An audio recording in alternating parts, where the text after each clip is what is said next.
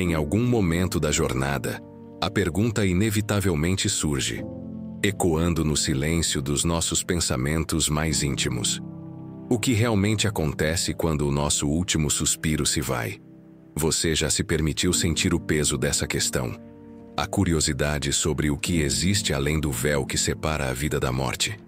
É um sono profundo e sem sonhos, uma longa espera pelo dia do juízo final. Ou será que nossas almas são imediatamente transportadas para um lugar de paz ou um domínio de sofrimento, aguardando uma sentença? A verdade é que, em meio a um oceano de debates e teorias que tentam decifrar este grande mistério, as Escrituras nos oferecem uma resposta surpreendentemente clara e consoladora. Ela não é apenas uma informação, mas um convite para acalmar o coração.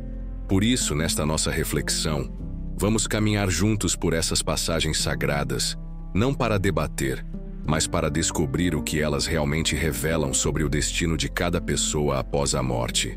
Permaneça conosco até o final, pois a clareza que você encontrará pode iluminar não apenas sua compreensão, mas também a sua esperança. Decifrar o que nos aguarda após a morte pode parecer complexo, pois, à primeira vista, as próprias Escrituras parecem apresentar um paradoxo. Alguns textos falam de um sono, enquanto outros vibram com a certeza da consciência. Para encontrar a harmonia entre eles, vamos começar ouvindo as histórias que apontam para uma vida desperta. Nos Evangelhos, somos convidados a subir um alto monte com Pedro, Tiago e João.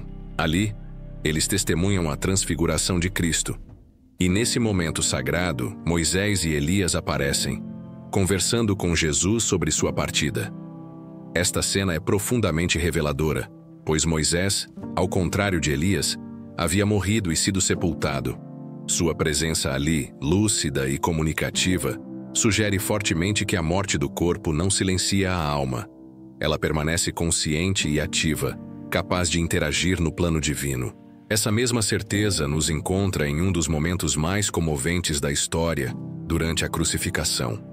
Ao lado de Jesus, um ladrão arrependido expressa sua fé, e a resposta de Cristo ecoa através dos séculos. Em verdade te digo que hoje estarás comigo no paraíso. A promessa não foi para um futuro distante, depois de um longo sono. A promessa foi para hoje.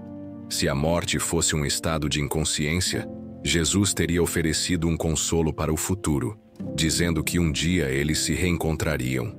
Mas suas palavras foram claras e imediatas, um bálsamo de esperança para aquele homem e para todos nós. A comunhão com ele começa no exato momento em que a jornada terrena termina. Esse anseio por uma presença imediata com o Senhor é o mesmo sentimento que queima no coração do apóstolo Paulo. Ele nos diz com plena confiança que preferiria deixar o corpo e habitar com o Senhor. Note a simplicidade e a direção dessa frase. Para Paulo, a morte não era uma interrupção, mas uma transição direta, um despir-se do físico para se revestir do divino. Em outro momento, ele declara seu desejo de partir e estar com Cristo, afirmando que isso é incomensuravelmente melhor. Como poderia um estado de inconsciência, um vazio sem sensações, ser descrito como algo tão superior? A resposta é clara. Partir deste mundo, para Paulo, significava chegar imediatamente à presença daquele a quem ele amava. Se a alma permanece desperta e consciente, por que as Escrituras frequentemente se referem à morte com a palavra sono? Essa pergunta é fundamental, e a resposta nos revela a profundidade e a ternura da linguagem bíblica. A solução para esse aparente conflito está em compreender que a Bíblia utiliza diferentes figuras de linguagem para descrever as múltiplas facetas de um mesmo evento. A palavra sono é usada com uma sensibilidade poética para se referir ao estado do corpo, enquanto a consciência é atribuída à alma. Perceber essa distinção entre corpo e alma é a chave que abre a porta do entendimento. Quando o apóstolo Paulo escreve aos Tessalonicenses, ele diz: "Não queremos, porém, irmãos, que sejais ignorantes acerca dos que dormem." À primeira vista, Essa frase poderia sugerir um estado de inconsciência. No entanto, lembrando que este é o mesmo Paulo que desejava partir e estar com Cristo, percebemos que ele não está se contradizendo. Ele está usando um eufemismo, uma forma de expressão que suaviza a realidade austera da morte. O corpo de alguém que partiu realmente se assemelha a alguém que dorme. Está em repouso, sereno, inativo.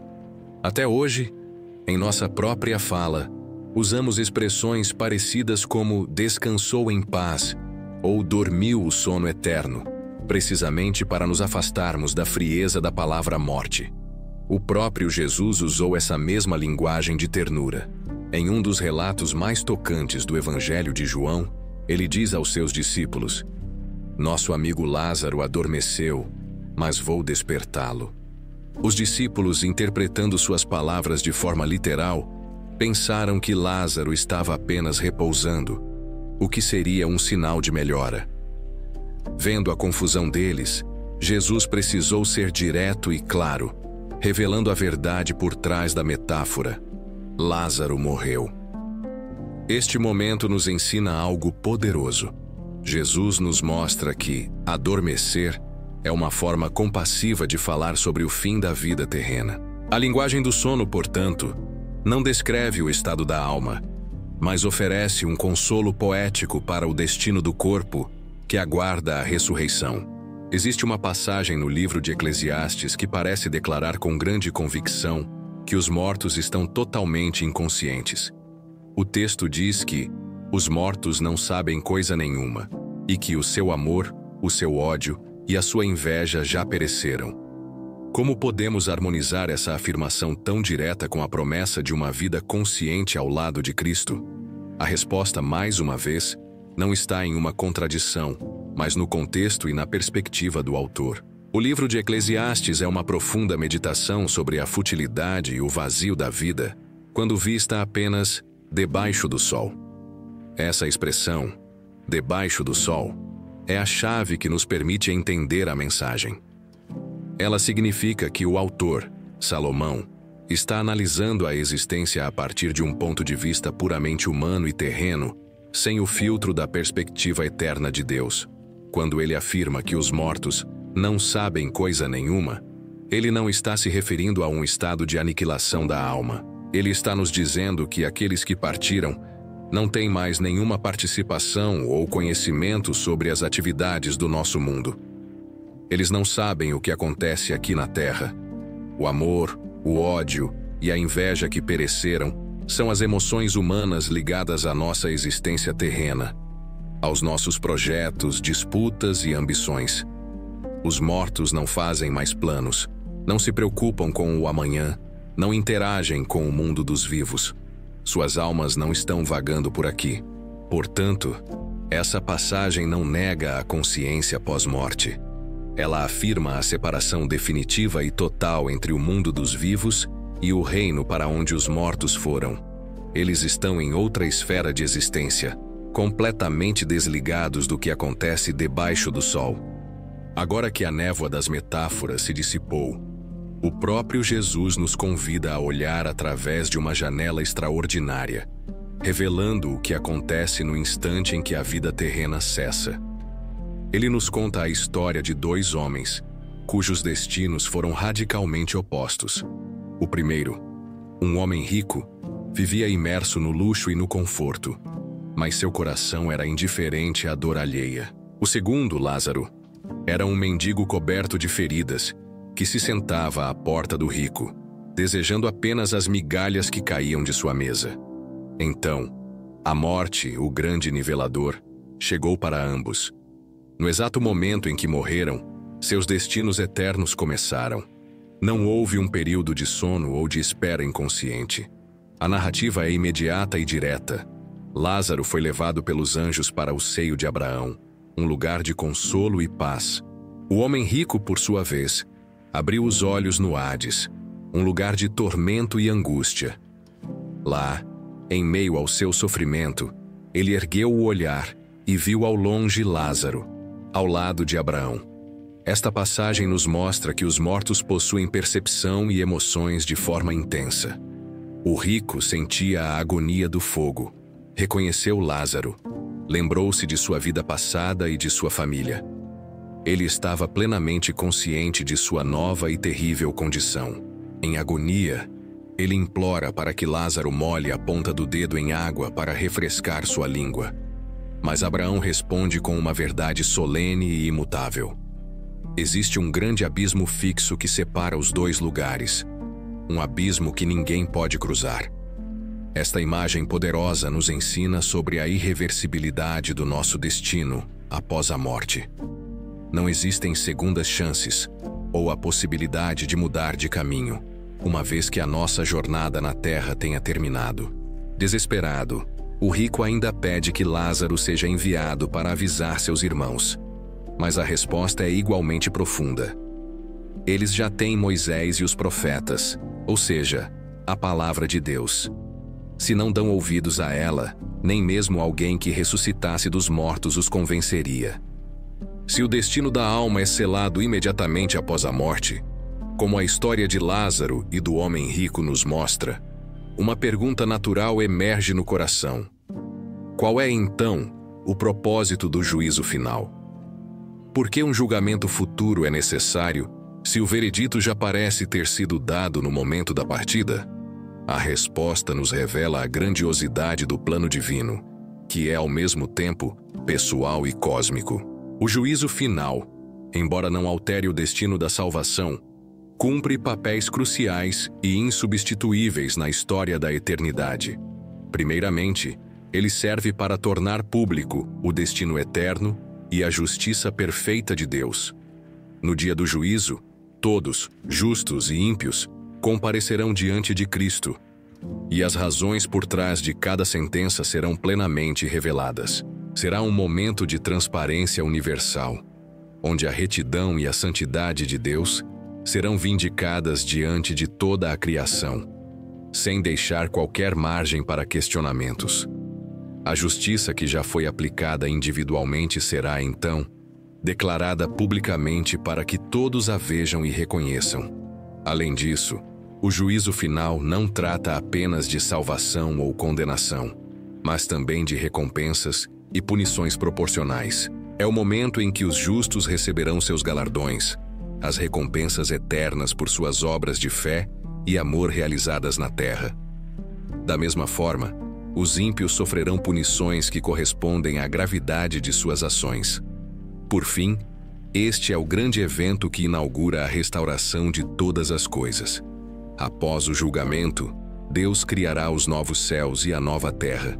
Os justos receberão corpos ressuscitados e glorificados, para viverem em plena comunhão com Ele para sempre, enquanto os ímpios serão finalmente lançados no lago de fogo, a condenação definitiva.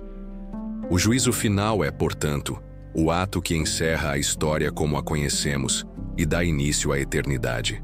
Desde o início do mundo, uma escolha fundamental tem sido colocada diante de cada pessoa que caminha sobre a terra.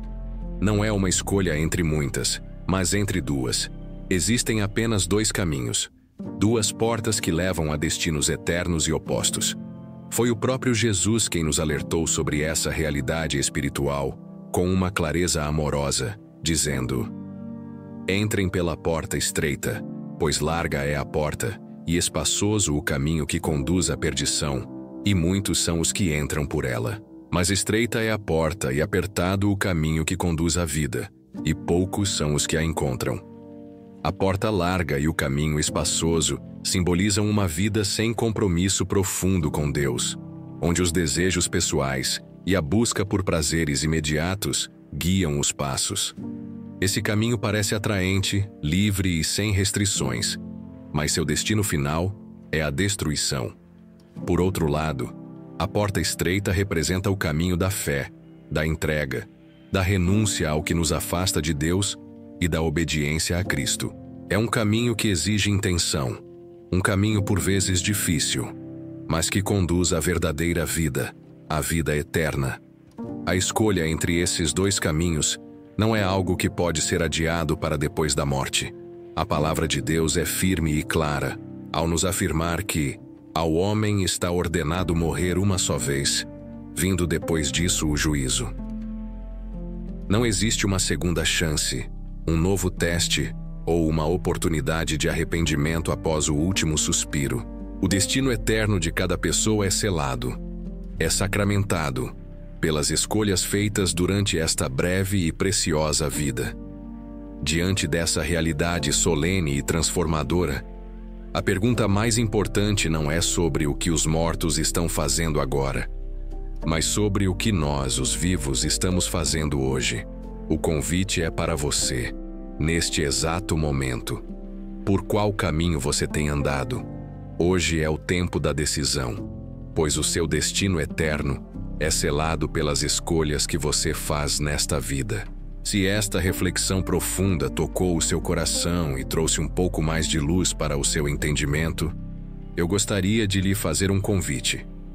Deixe o seu curtir como um sinal de que caminhamos juntos nesta busca por respostas. Se ainda não faz parte da nossa comunidade, inscreva-se para que possamos continuar essa jornada de fé e descoberta com você. E para sentirmos essa conexão ainda mais de perto, me diga nos comentários de qual cidade você está nos assistindo. É uma alegria imensa saber até onde a nossa mensagem de esperança consegue chegar.